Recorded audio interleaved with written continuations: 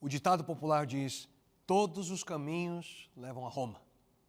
E na vida espiritual? Será que o ditado é real?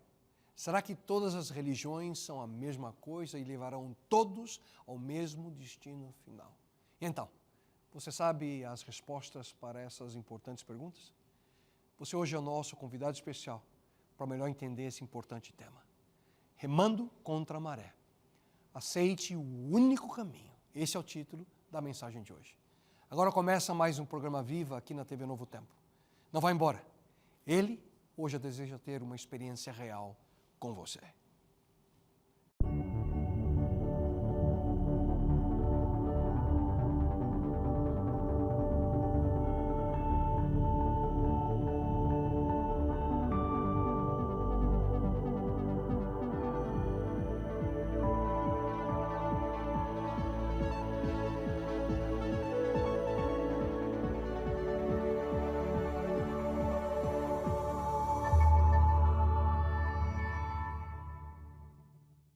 Olá, prazer grande estar mais uma vez na sua companhia.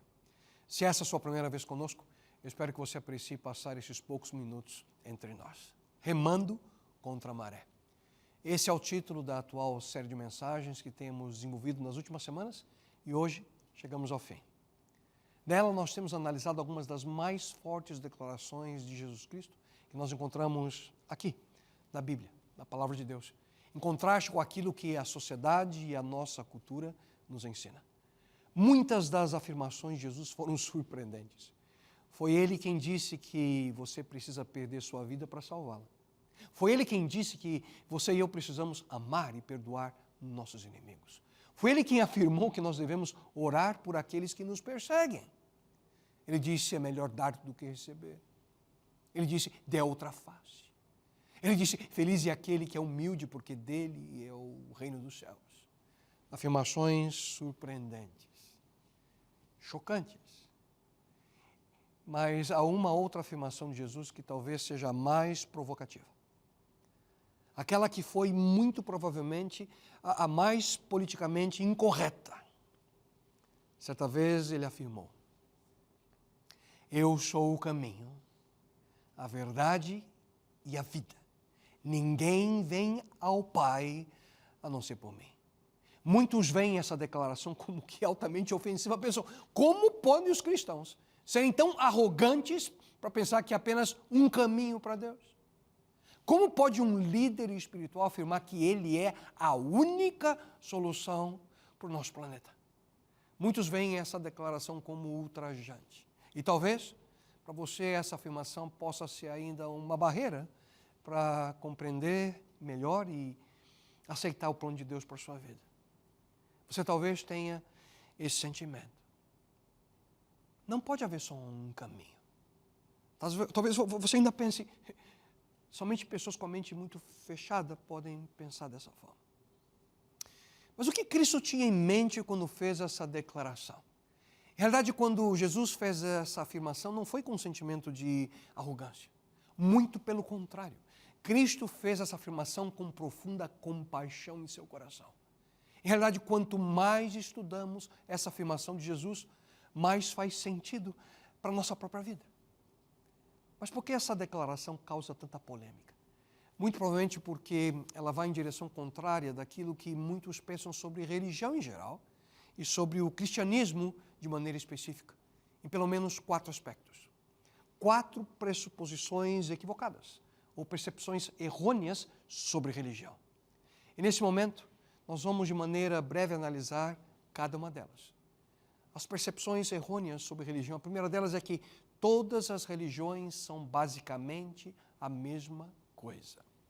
Será?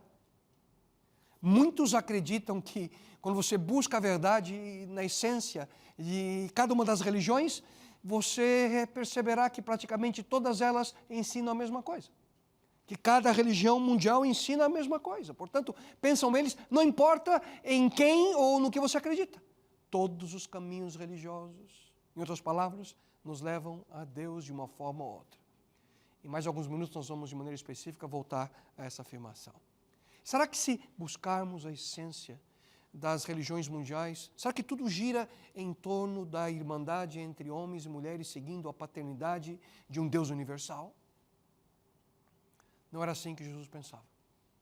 Ao afirmar que Ele era o único caminho, verdade e vida, Deus coloca o movimento dos seus seguidores, que posteriormente seriam chamados de cristãos, em uma categoria diferente.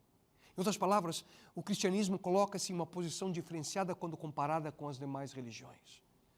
No livro de Atos, no Novo Testamento, referindo-se a Jesus Cristo, nós encontramos que não há salvação em nenhum outro, pois debaixo do céu não há nenhum outro nome dado aos homens pelo qual devamos ser salvos. O que isso significa? A singularidade do cristianismo está baseada na singularidade de Jesus Cristo. Ele é único. Ele não é parecido com nenhum outro líder religioso que já pisou nesse planeta. Algumas diferenças, a lista é extensa. Me permita oferecer algumas. Outros dizem, sigam-me que eu vou mostrar a vocês como encontrar a verdade. Jesus diz, eu sou a verdade. Outros dizem, sigam-me e eu vou mostrar para vocês como ter uma mente iluminada. Jesus diz, eu sou a luz do mundo. Outros dizem, sigam-me que eu vou mostrar para vocês como encontrar o alimento espiritual. Jesus diz, eu sou o pão da vida. Outros dizem, sigam-me, eu vou mostrar para vocês como saciar a sede da sua alma. Jesus diz, eu sou a água viva. São por essas e muitas outras razões que Jesus repetidas vezes disse, siga-me. Você percebe a diferença? Se você estudar com cuidado as religiões mundiais, você vai perceber que todas elas, com exceção ao cristianismo, são basicamente fundamentadas sob a premissa de que as pessoas fazendo algo para lidar com seus sentimentos, lutando assim para conseguir seus objetivos, de alguma forma, mais cedo ou mais tarde, preferivelmente mais cedo, alcançarão o favor de Deus. Portanto, você precisa desenvolver a reflexão meditativa como um monge budista. Ou então você precisa fazer uma peregrinação a um determinado lugar, ao menos uma vez na vida. Ou você precisa buscar constantemente oportunidades para dar esmola aos pobres. Ou então você precisa honrar e seguir a orientação dos seus antepassados. Além disso, você precisa passar por diversas reencarnações até o momento que terá uma vida digna e respeitável. Eu pergunto a você, o que são essas ações? Hein? São formas de alcançar a presença e o favor de Deus? Ou em direção a um nível mais elevado da sua experiência religiosa através daquilo que você faz? Anos atrás eu tive a oportunidade de passar com a minha família algumas semanas na Tailândia. E certa manhã, bem cedinho, quase de madrugadinha, eu escutei um barulho estranho, como que um cantar, e abri ali a janela do hotel e percebi monges budistas. Fizeram uma fila e as pessoas da comunidade vão ali dando comida a eles. Porque através dessa prática alcançam também o favor, fazendo algo para seu próprio benefício. Mas qual é a diferença entre o cristianismo e essas práticas religiosas ensinadas por outras religiões? Jesus veio a esse mundo para nos alcançar. Aquele que a palavra tornou-se carne e viveu entre nós. Jesus veio ao nosso mundo para nos mostrar quem de fato é Deus.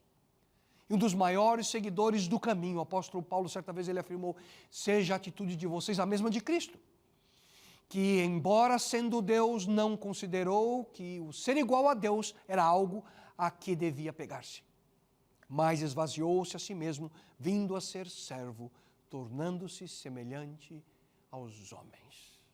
O que isso tudo significa? Significa que Jesus veio ao nosso mundo nos ensinar um caminho diferente quando comparado aos caminhos propostos por outras religiões. Cristo nos ensinou que ninguém alcançará a vida eterna e ninguém habitará ao seu lado através das suas próprias forças, através dos seus próprios méritos. E isso não é tudo. Existem outros aspectos que muito diferenciam o cristianismo de outras religiões. No cristianismo, Deus é um ser pessoal e que se importa com cada um de nós. No hinduísmo, tudo é Deus. Deus está em tudo, milhões de deuses impessoais. O islamismo nega que Jesus Cristo é o Filho encarnado de Deus. No budismo, a vida é uma sucessão de reencarnações na busca por libertação do mal, do sofrimento. O que qualquer um desses sistemas religiosos tem para oferecer, por exemplo, sobre como vencer o sentimento de culpa? Nada. Coisa alguma. Mas há uma segunda percepção errônea sobre a religião. A percepção que todas as religiões são centradas no amor. Será? Muitas pessoas pensam que, mesmo embora existam diferenças entre as religiões, todas elas são centradas no amor. No entanto, apesar de muitos assim pensarem, o Deus descrito aqui, na Bíblia, demonstrou seu amor de uma maneira bem diferente. No mais conhecido texto bíblico, nós encontramos porque Deus amou o mundo de tal maneira que deu o seu Filho unigênito, para que todo aquele que nele crê não pereça, mas tenha a vida eterna. Deus amou o mundo de tal maneira. O que isso significa? Nós precisamos dar um passinho para trás e fazer uma outra pergunta. Na realidade o que é amor? O que é o amor na sua essência? E aqui eu não estou falando do amor na linguagem humana, que teve o seu significado aí deturpado, mas o verdadeiro e puro amor. Queridos, a melhor definição do que é amor nós encontramos aqui na Bíblia. Ela diz o seguinte: Deus é amor. A Bíblia não diz que Deus tem amor. Ela diz que Ele é amor. Amor faz parte da natureza de Deus, é a sua essência, quem Ele é. Deus é amor. E foi por isso que Ele nos criou, para que nós pudéssemos ser objetos do seu amor. Isso mesmo, inclusive você. Deus criou você para amá-lo. Deus criou você para amá-la. Você sabia disso? O amor de Deus, ele é extravagante, sem limites, algo que nós não podemos compreender. Em realidade, nunca, jamais conseguiremos entender o amor de Deus por nós. Mas como? Alguns pensam, minha vida é uma desgraça completa. Onde é que está o grande amor desse Deus? Preste bem atenção na sequência de versos que eu vou ler para você agora. Deus mostrou quanto nos amou, enviando o seu único Filho a este mundo pecaminoso, para trazer-nos a vida eterna, por meio de sua morte. Nessa atitude nós vemos o que é o verdadeiro amor. Não é o nosso amor por Deus, mas sim o seu amor por nós. Deus não apenas disse que nos ama, não. Ele demonstrou o seu amor por nós. Ele provou seu amor por você da forma mais difícil possível, ao sacrificar seu próprio filho por você. Essa é a grande diferença entre o cristianismo e as demais religiões mundiais. Um Deus que dá sua vida por nós. Eu também vou falar um pouquinho mais sobre o que isso significa em mais uns minutinhos. Em 1 João 3,1 nós encontramos: vejam como é grande o amor do Pai por nós.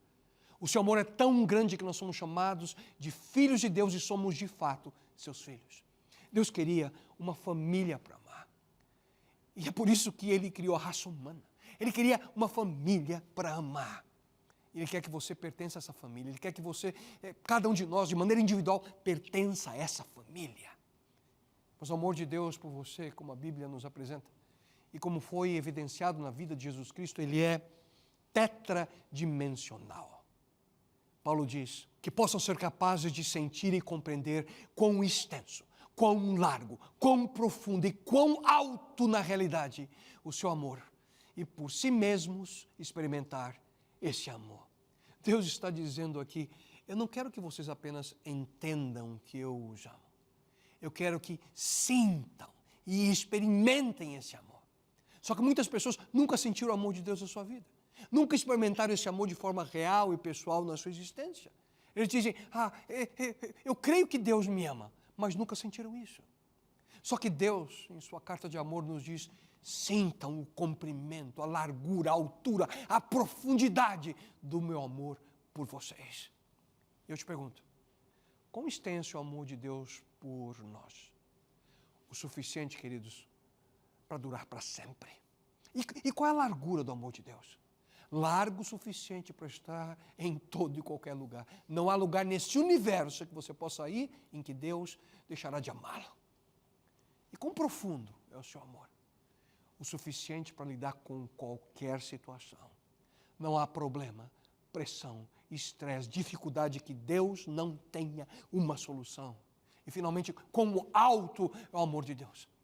A altura do seu amor por nós é tão grande que Ele está sempre disposto a oferecer o seu perdão aos seus erros e a pagar as transgressões da sua vida. E hoje, meu querido amigo e querida amiga, hoje Deus está dizendo a você, filho, eu te amo. Filha, eu te amo. E esse é o ponto de partida para que nós possamos entender e reconhecer quem de fato é Jesus Cristo. Mas ainda há uma terceira percepção errônea sobre religião. É a noção que todas as religiões são caminhos de salvação.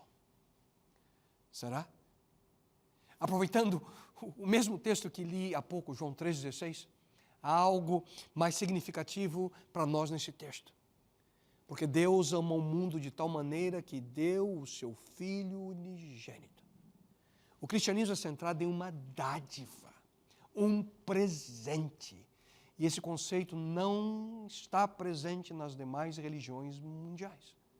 No cristianismo, Deus diz, eu quero que você aceite aquilo que eu estou te dando. E preste muita atenção.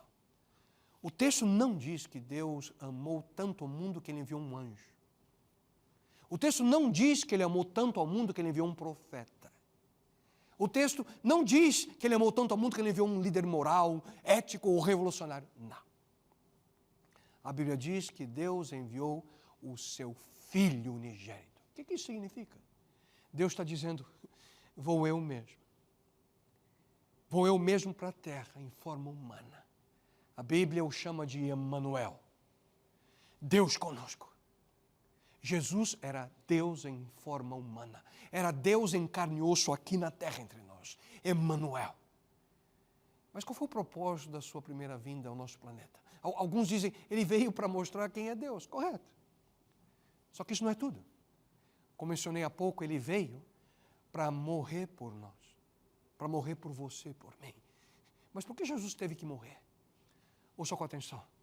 Em primeiro lugar, a Bíblia diz que nenhum de nós é perfeito. Todos cometemos erros, todos falhamos. A Bíblia afirma, todos pecaram e estão destituídos da glória de Deus. Todos, sem exceção. E se cometemos um erro, nós temos que pagar por ele. A Bíblia também afirma que o salário do pecado é a morte. Morte espiritual, que consequentemente nos leva à morte eterna ou à corporal. Isso significa que alguém tem que pagar pelas coisas erradas que cometemos em nossa vida. Você ou outra pessoa. A Bíblia também afirma que sem derramamento de sangue não há remissão. Em outras palavras, quando alguém comete um erro, erra, falha, alguém precisa pagar por isso. E o pagamento só pode ser feito com derramamento de sangue. E é aqui que Jesus entra em cena. Ele diz, eu pagarei o preço do pecado por você. Eu o criei. Eu te amo. Eu pagarei todas as coisas erradas que você cometeu. O que isso significa? Significa que tudo de errado que você já fez, que eu já fiz, ou tudo aquilo de errado que ainda nem sequer fizemos e nem mesmo podemos imaginar que faremos, já foi pago por Jesus Cristo na cruz. Isso, queridos, é o Evangelho.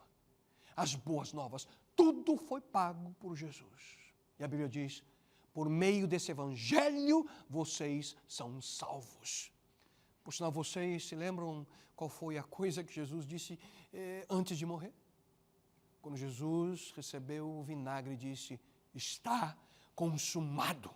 E inclinando a cabeça, entregou o seu espírito. E a palavra consumado aqui, teleo, significa pago por completo.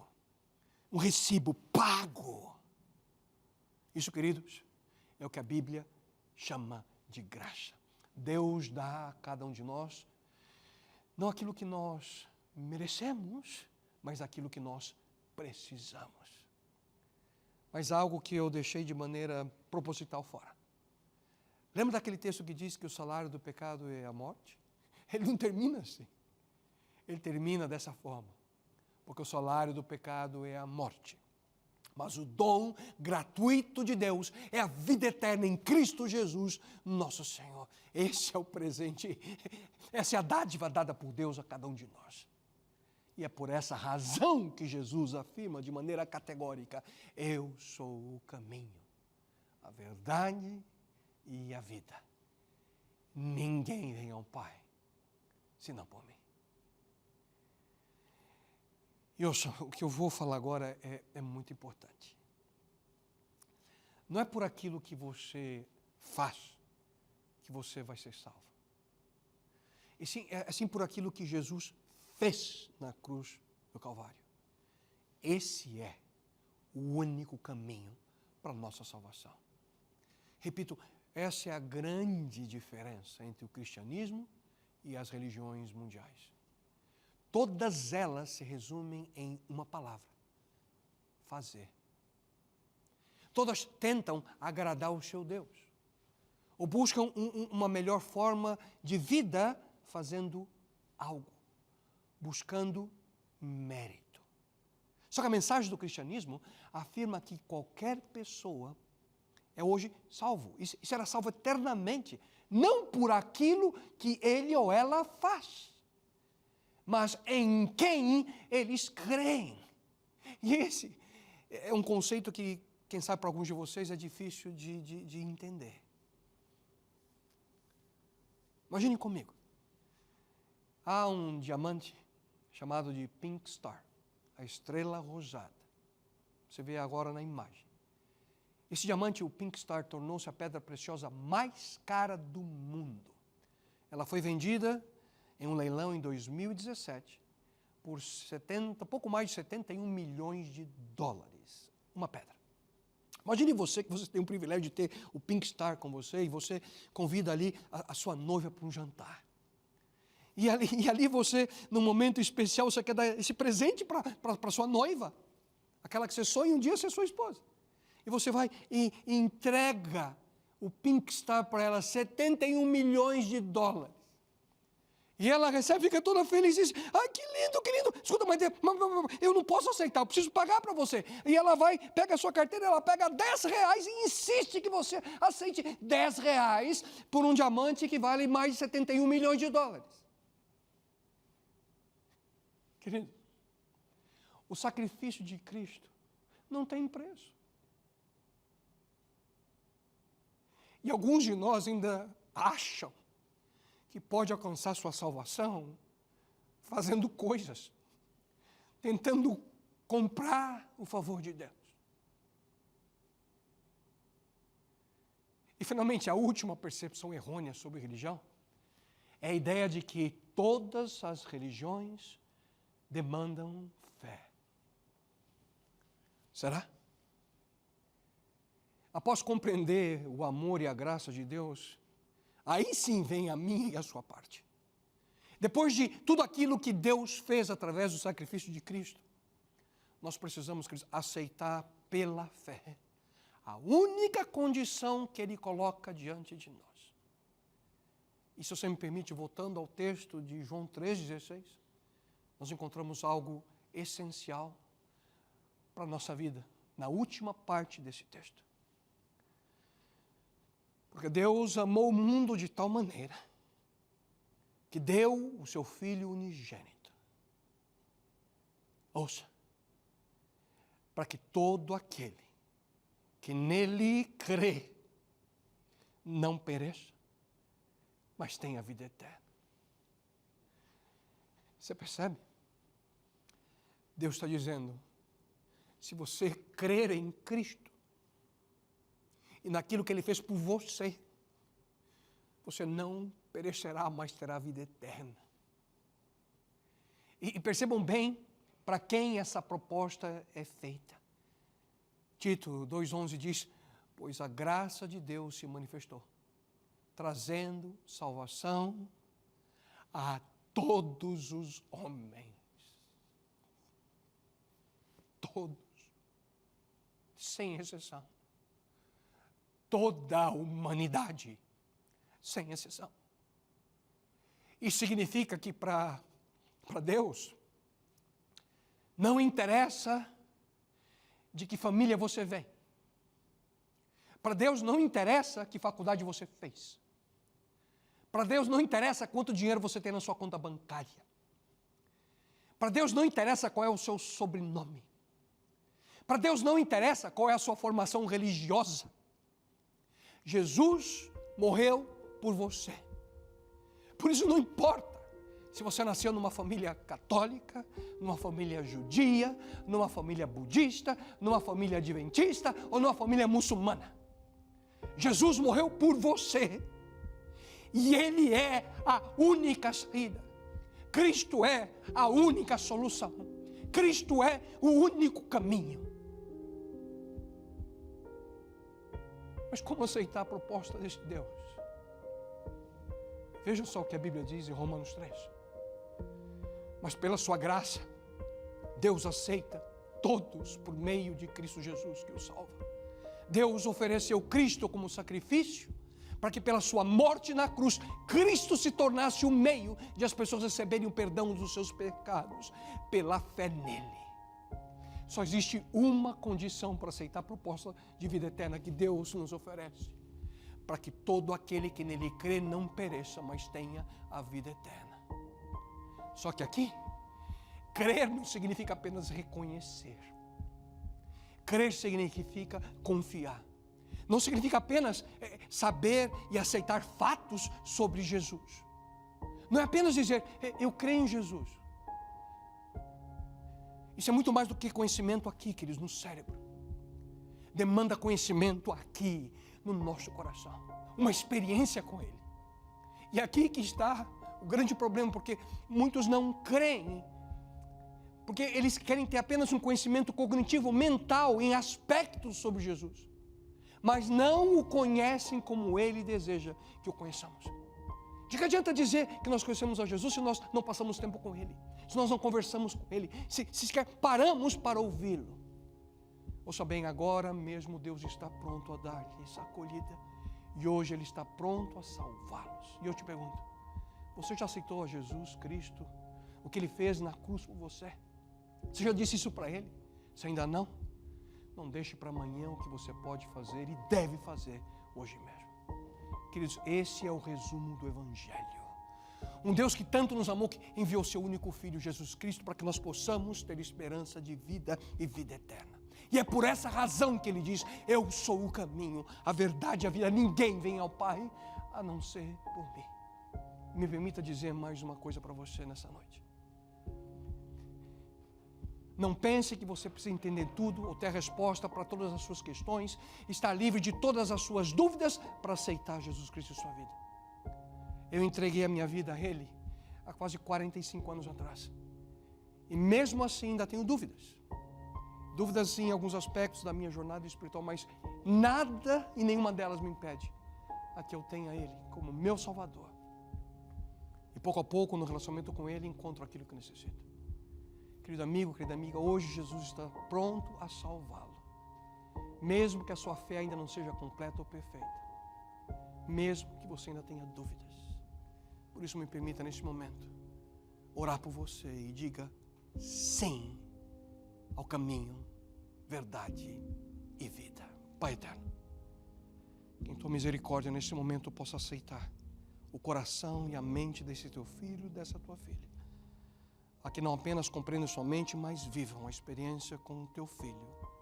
O caminho, a verdade e a vida. Jesus Cristo. Amém, Senhor.